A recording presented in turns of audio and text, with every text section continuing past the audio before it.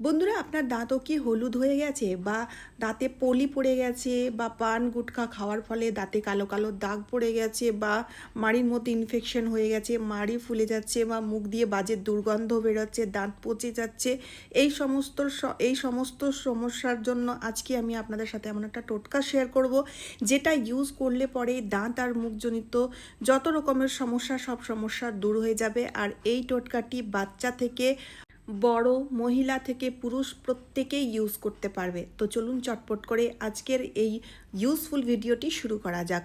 তো বন্ধুরা, এই টোটকাটি তৈরি করার জন্য প্রথমে আমাদের নিয়ে নিতে হবে কুমড়োর বীজ। হ্যাঁ বন্ধুরা, এই বীজের মধ্যে রয়েছে অ্যান্টি ফাঙ্গাল, অক্সিডেন্ট প্রপার্টি, যা কিনা আমাদের দাঁতের মধ্যে যে ক্যাভিটিগুলো থাকে সেই ক্যাভিটি দূর করতে সাহায্যকারী। তারই সাথে সাথে দাঁতের বা মাড়িতে কোনো ইনফেকশন হয়েছে সেই ইনফেকশন দূর করতেও খুবই সাহায্যকারী। আর এই কুমড়োর বীজ আমরা কিন্তু খুব সহজেই বাড়িতে কুমড়ো সবজির জন্য সবজির জন্য আনলে আমরা পেয়ে থাকি। আর যদি না থাকে তাহলে না দেখবেন শুকনো কুমড়োর বীজও কিন্তু সুপার মার্কেটে কিনতে পাওয়া যায়। তো সেই কুমড়োর বীজও আপনারা নিয়ে নিতে পারেন। কুমড়োর বীজ খাওয়া যায়, আমরা প্রত্যেকেই জানি কুমড়োর বীজ খেলে যেমন উপকার সেই রকমই এই কুমড়োর বীজ আমরা অনেক ক্ষেত্রে ইউজ করেও অনেক উপকার পেতে পারি। তো এখানে কুমড়ো বীজগুলোকে না থেতো করে নিতে হবে, থেতো করে তারপরে আমাদের ইউজ করতে হবে। একটা ছোট্ট প্রসেসের জন্য করতে হবে। তো আমি এখানে থেতো করে নিয়েছি। থেতো করে নেওয়ার পরে একটা বাটির মধ্যে ঢেলে নিলাম। ঢেলে নেওয়ার পরে এর সাথে কয়েকটি জিনিস আমরা মেশাবো। তো তারপরে বন্ধুরা, এর সাথে আমাদের মেশাতে হবে সর্ষের তেল। তো এখানে আমি হাফ চামচ মতো সর্ষের তেল অ্যাড করে দিলাম। সর্ষের তেল বন্ধুরা দাঁতের মধ্যে জমে থাকা পাথর গলিয়ে দিতে খুবই সাহায্যকারী। তারই সাথে যদি অল্প একটু হলুদ যদি মেশানো হয় তাহলে দাঁতের মধ্যে জমে থাকা যে কোনো ধরনের নোংরা বা দাগ খুব সহজেই পরিষ্কার হয়ে যায়, ক্লিনিংয়ের খুব ভালো মতো কাজ করে থাকে। এমনিতেই হলুদ কিন্তু আমাদের অ্যান্টি ব্যাকটেরিয়াল, সেপটিক গুণ রয়েছে, যা কিনা ইনফেকশনও দূর করে দেবে। তাই এখানে দেখুন সবগুলো জিনিস মেশানোর পরে একটা ছোট্ট প্রসেস করতে হবে। তার জন্য এখানে আমাদের নিয়ে নিতে হবে একটা তাওয়া, আর গ্যাসটাকে অন করে গ্যাসের ফ্লেমটাকে লোতে রেখে এবার আমাদের এই টোটকাটিকে তৈরি করতে হবে। তো বন্ধুরা, এই টোটকাটি যখন আমরা কুক করব তখন দেখবেন এই কুমড়োর যে বীজ সেই বীজগুলোর মধ্যে দিয়ে তেল রিলিজ হচ্ছে। তো এখানে আপনারা দেখতেই পাচ্ছেন। তো যখন আপনারা দেখবেন একদম গোল্ডেন ব্রাউন হয়ে গেছে, তখন এর কালারটা গোল্ডেন ব্রাউন হয়ে গেছে, তখন আমাদের গ্যাস বন্ধ করে দিতে হবে। এর এখানে দেখতেই পাচ্ছেন কতটা তেল বেরিয়েছে। এই তেল আমাদের কিভাবে উপকারে আসবে দাঁতের জন্য সেটা আমি আপনাদের সাথে শেয়ার করব। তার আগে বলি, তেলটাকে প্রথম ঠান্ডা করে নেবেন। ঠান্ডা করে নেওয়ার পরে এবার আমি একটা বাটির মধ্যে ঢেলে নিলাম। ঢেলে নেওয়ার পরে কিভাবে কখন কখন ইউজ করতে হবে সেটা আমি বলবো, কিন্তু তার আগে আমাদের আরেকটা টোটকা তৈরি করতে হবে। তার জন্য এখানে আমাদের নিয়ে নিতে হবে মেথি দানার ইউজ করব। মেথি দানার মধ্যে রয়েছে অ্যান্টিফ্লোমেটিক, অ্যান্টিঅক্সিডেন্ট প্রপার্টি, যা কিনা আমাদের দাঁতের মধ্যে লেগে থাকা যত রকমের নোংরা, ময়লা বা ক্যাভিটি দূর করতে সাহায্যকারী। দাঁতের যে কোনো ধরনের সমস্যা দূর করার জন্য এই মেথি একটা খুবই উপকারী উপকরণ। তবে এই মেথির ইউজ কিভাবে করতে হবে সেটা জানা দরকার।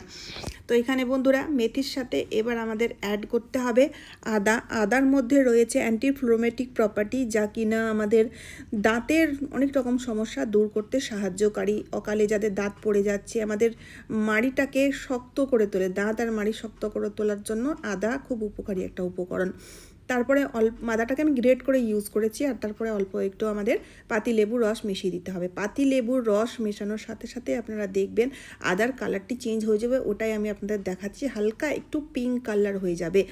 তো এখানে বুঝতে হবে বন্ধুরা যে এই লেবুটা মেশানোতেই এই যে রেমেডিটা, সেই রেমেডিটা খুব সুন্দর মতো অ্যাক্টিভ হয়ে যায়। তো এখানে এবার আমাদের কি করতে হবে, যখন সবগুলো জিনিস মেশানো হয়ে যাবে তখন আমাদের ভালো করে কুটে নিতে হবে। তো কুটেই তৈরি করতে হবে এই রেমেডিটি, কোনো রকম মিক্সি জারের এর পেস্ট বা পাউডার তৈরি করলে হবে না, এইভাবে থেতো করে কুটে তৈরি করতে হবে। তার কারণটা হচ্ছে মেথির যে কণাগুলো থাকবে এইভাবে কুটে তৈরি করলে সেই কণাগুলো একটা দাঁতের মধ্যে স্ক্রাবের কাজ করে থাকবে, যার ফলে দাঁতের মধ্যে জমে থাকা পাথর খুব সুন্দর মতো পরিষ্কার হয়ে যাবে, বা হলদে টেপা বা যে কোনো ধরনের দাগ রিমুভ হয়ে যাবে। তো এবার আমাদের লাস্টে যে জিনিসটি অ্যাড করতে হবে সেটা হচ্ছে পেস্ট। প্রত্যেক দিন দাঁত মাজার জন্য যে পেস্টের ইউজ করা হয় বাড়িতে, সেই পেস্টই আপনারা নিয়ে নিন। আলাদা কোনো পেস্টের ইউজ করার প্রয়োজন পড়বে না। অল্প একটু পেস্ট নিয়ে ভালো করে মিশিয়ে দিতে হবে। ভালো করে মিশিয়ে দেওয়াতেই রেমেডিটি তৈরি হয়ে যাবে। এই রেমেডিটি স্টোর করে রাখা যায়, তবে খুব বেশি দিন নয়, 3 থেকে 4 দিন স্টোর করে রাখা যাবে। এবার কিভাবে ইউজ করতে হবে সেটাও কিন্তু দেখা দরকার। তো এখানে আমি নিয়েছি টুথব্রাশের মধ্যে অল্প একটু এই রেমেডিটি লাগিয়ে এবার ইউজ করব। বন্ধুরা, আপনারা সবসময় একটা কথা মনে রাখবেন, যে টুথব্রাশটা আপনারা ইউজ করছেন সেই টুথব্রাশটা যেন একদম সফট হয়ে থাকে, এদের ব্রেসেলগুলো যেন সফট হয়ে থাকে। এতে কি হবে, আপনাদের মাড়ি বা দাঁত ক্ষয় হবে না, বা মাড়ি বা দাঁত ড্যামেজ হবে না। আর দাঁত মাজার সময়, দাঁত ব্রাশ করার সময় অবশ্যই মনে রাখতে হবে খুব বেশি ঘষাঘষি করবেন না। আলতো হাতে আমাদের দেখুন উপর থেকে নিচে এভাবে চারিপাশে ঘুরিয়ে ঘুরিয়ে ব্রাশ করতে হবে। এইভাবে দাঁতের মধ্যে জমে থাকা নোংরা ময়লা যে কোনো দাগ খুবই সহজেই পরিষ্কার হয়ে যায়। এই কয়েকটি কথা কিন্তু আমাদের এই রেমেডিটি ইউজ করার সাথে সাথে মনে রাখতে হবে। আরেকটা কথা বলে রাখি, যাদের দাঁতের মধ্যে প্রবলেম রয়েছে, মানে দাঁতে ব্যথা হচ্ছে, দাঁতে পোকা লেগে গেছে, বা মাড়ি ফুলে গেছে, মাড়ির মধ্যে ইনফেকশন হয়েছে, তাদের উদ্দেশ্যে একটা কথা আমি বলি, তারা ব্রাশের ইউজ করতে না পারলেও তারা কি করবে, তারা আঙ্গুলের সাহায্যে এই পেস্টের ইউজ করবে। এই পেস্টের ইউজ করতে হবে, তবে গিয়ে ভালো ফল পাওয়া যাবে। আর এই টোটকাটি আপনাদের প্রত্যেক দিন ইউজ করার কোনো প্রয়োজন নেই, সপ্তাহে 3 দিন অ্যাপ্লাই করতে হবে। অনেক সময় বন্ধুরা দেখা যায় সকালবেলায় ব্রাশ করার সময় মাড়ি দিয়ে রক্ত পড়ছে, পায়রিয়ার মতো সমস্যা দেখা দিচ্ছে। তো পায়রিয়ার মতো সমস্যাও এই টোটকাটি খুবই সহজেই দূর করে দেয়। এবার চলুন মুখ ধুয়ে আপনাদের দেখাচ্ছি। বিশ্বাস করুন বন্ধুরা, 1 সপ্তাহের মধ্যে এরকম রেজাল্ট আপনারাও পেতে পারেন এই রেমেডিটি ঠিকঠাক ইউজ করে। এবার বলি, যে তেলটি আমরা তৈরি করেছিলাম সেই তেলটির ইউজ কিভাবে করতে হবে। তার জন্য এখানে পরিষ্কার মতো তুলো নিয়ে নিতে হবে। এবার তুলোর ছোট ছোট বল তৈরি করে এই তেলের মধ্যে ডিপ করতে হবে। যেভাবে ভিডিওতে দেখানো হচ্ছে ঠিক সেইভাবেই তৈরি করতে হবে। তো দেখতে পাচ্ছেন আমি 2 থেকে 3টে তুলোর ছোট ছোট বল তৈরি করে এই তেলের মধ্যে ডিপ করে তৈরি করে নিয়েছি। আর এই তেলটিকে আপনারা নিশ্চিতভাবে যে কোনো কাঁচের কৌটোর মধ্যে রেখে 1 বছর পর্যন্ত ইউজ করতে পারবেন।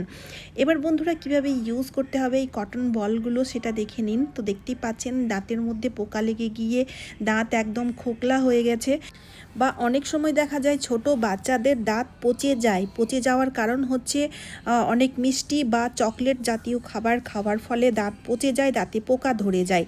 তাই যে দাঁতগুলোতে পোকা লেগে গেছে সেই দাঁতগুলোতে কটন বলটি লাগিয়ে মুখ বন্ধ করে মোটামুটি 5 মিনিট পর্যন্ত রাখতে হবে, তাহলেই দেখবেন ইনস্ট্যান্ট রেজাল্ট পাবেন।